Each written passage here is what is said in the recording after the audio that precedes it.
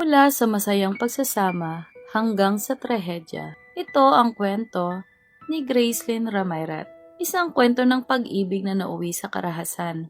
Isang kwento ng pamilya na nauwi sa pagkawasak. Noong umaga ng December 13, 2025 sa Sitio Talisay, Barangay Indahag, Cagayan de Oro, natagpuan ng ilang residente ang walang buhay na katawan ng isang babae sa isang bakanting lote katapat ng isang kapilya. Ang biktima ay kinilalang si Gracelyn Ramayrat, 37 years old, at isang call center agent. At ang taong unang umiiyak sa kanyang bangkay, walang iba kundi ang kanyang mister.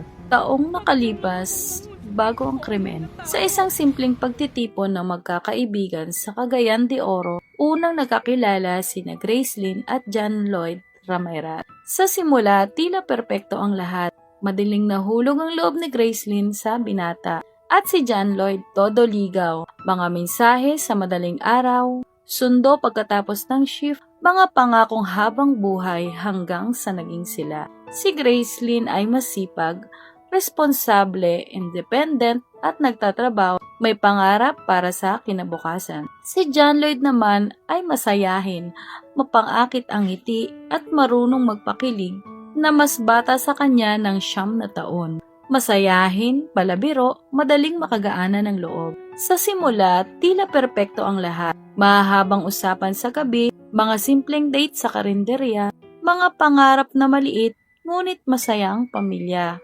Hanggang sa sila'y nagsama.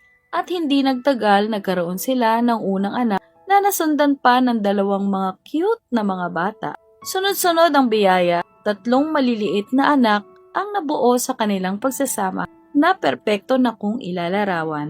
Si Gracelyn ang naging haligi ng tahanan bilang call center agent. Siya ang may regular na kita. At si John Lloyd, ayon sa ulat, ay walang permanenteng trabaho. Sa labas, mukha silang masayang pamilya. Ngunit sa loob ng bahay, unti-unting nagbabago ang lahat. Ayon sa mga kakilala, nagsimula ang madalas na pagtatalo dahil sa selos ni John. Nananakit na din ito ng pisikal kay Gracelyn, mga tamang hinala na wala namang basihan, at kontrol kay Gracelyn sa kanyang kagustuhan. May mga ulat pa na nagsampa noon ng reklamo si Gracelyn laban sa asawa kaugnay ng domestic abuse. Ngunit tulad ng maraming biktima, hindi niya ito hiniwalayan dahil sa kanilang 3 anak. Umaasa marahil siya na magbabago pa ang lahat para maging buo lang silang pamilya. Pinipiling manahimik, umaasang magbabago ang lahat. Sa mga huling buwan bago ang trahedya, napapansin umano ng mga kapitbahay ang madalas na sigawan sa kanilang tahanan. Madalas din umanong si Gracelyn pumapasok sa trabaho na nakajacket para ikuble ang mga pasa na kagagawa ni John. Ayon sa otoridad, kinukumpirma rin ang anggulo na gumagamit ng bawal na gamot ang sospek. Isang bagay na maaaring nagpalala sa kanyang pag-uugali at paranoia at matinding bugso ng damdamin sa pagseselos. Selos sa katrabaho, selos sa mga kausap sa online, at selos kahit wala namang basihan. Ang masayang pagsasama noon, unti-unting napalitan ng takot at pangamba na may kasama ng pananakit. Ilang beses na si Gracelyn pinayuhan ng mga kamag-anak. Nahiwalayan na ang asawa dahil hindi na umano tama ang inaasa ni John sa kanya at baka kung saan pa humantong ang lahat na hindi naman umano pinakinggan ng biktima. Minsan talaga, pag mahal natin ang isang tao, nabubulag-bulagan tayo sa katotohanan na hindi natin nakikita ang mga nakikita ng mga nakapaligid sa atin. Tama nga ang kasabihan na love is blind. Ang kaganapan. Biyernes ng gabi, magkasamang naglalakad ang mag-asawa. Tutungo sana sila sa Kogon upang bumili ng ukay-ukay. Isang simpleng plano, isang ordinaryong gabi. Ngunit habang sila ay naglalakad, hindi na iwasan at hindi na nakontrol ng salarin na sila ay magtalo at mapunta sa hindi inaasahang kaganapan at sa malagim na sasapitin mismo ni Grace mula sa kanyang mahal na asawa. Ayon sa pahayag ng sospek, nauwi sa mainit na argumento ang kanilang pag-uusap at sa isang sandaling puno ng galit, may inilabas na kutsilyo. 12 beses. 12 liig at iba pang bahagi ng katawan. Isang bugso ng damdamin na hindi napigilan. Isang buhay na biglang nagwakas matapos ang krimen. Ayon sa kanyang salaysay, hinagis niya ang gamit na kutsilyo sa sitio Talisay ang umaga ng pagtuklas. Kinabukasan, December 13, 2025 ng umaga, natagpuan ng ilang residente ang bangkay ni Gracelyn sa bakanteng lote ng sitio Talisay, nakahandusay, duguan, at wala ng buhay, walang kalaban-laban.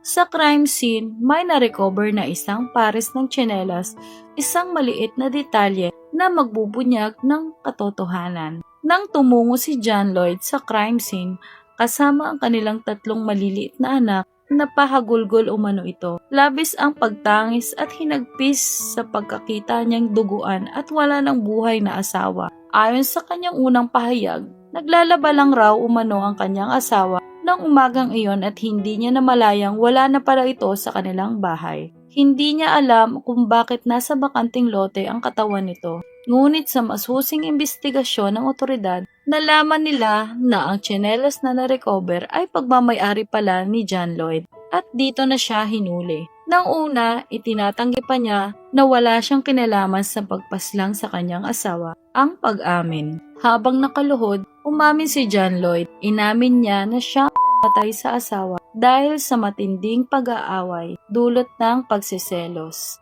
Isang pag-amin na hindi maibabalik ang buhay na nawala.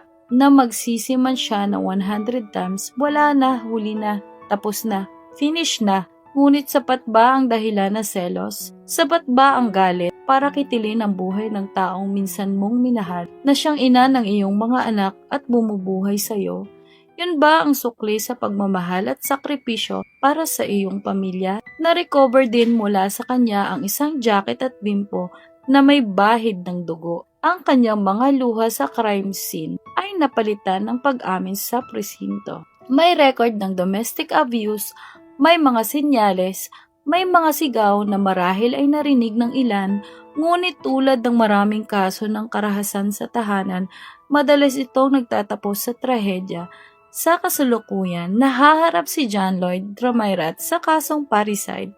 Patuloy ang imbestigasyon ng mga otoridad upang tukuyin ang buong detalye ng pangyayari bilang aligasyon ng paggamit ng bawal na gamot. Ang mga anak, 3 bata ngayon ay naiwan. 3 musmus na bata na pinagkaitan niyang lumaki na may ina at ama para kumalinga, umaruga at sumabaybay sa kanilang paglaki. 3 batang nawala ng ina at ang ama ay nasa kulungan. Ang masayang tahanan noon ay tuluyang naglaho ng dahil sa selos na siyang mismo may obra sa kanyang kaisipan na wala namang basihan. Si Gracelyn Ramairat ay hindi lamang isang pangalan sa balita. Isa siyang anak, isang ina ng 3 batang naiwan niya sa maikling panahon, isang kaibigan, isang babaeng nagsusumikap para sa kanyang pamilya. Ang kanyang kwento ay paalala na ang selos ay hindi nakokontrol. Ang galit na hindi mapigilan ay maaaring humantong sa karahasan at hindi na maibabalik pa. Ang kwento ni Gracelyn Ramairat ay hindi lamang istorya ng selos. Ito ay kwento na paulit-ulit na senyales ng karahasan na sana napigilan. Ang domestic abuse ay hindi simpleng away mag-asawa. Ito ay mapanganib. Ito ay maaaring humantong sa kamatayan. Kung ikaw ay may kakilala na nakakaranas ng karahasan sa tahanan, huwag manahimik. Kung ikaw o may kakilala kang nakakaranas ng domestic abuse, huwag manahimik. May batas, may tulong, may pag-asa. May batas na nagpoprotekta, may mga ahensyang handang tumulong. Para kay Gracelyn, naway makamit ang hustisya at naway magsilbing aral ang kanyang kwento na ang pag-ibig na may takot at pananakit ay hindi pag-ibig. Ito ang Ka-Krimen Diaries PH, nagsasalaysay ng mga kwentong totoo upang magmulat, magbigay babala at maghatid ng aral.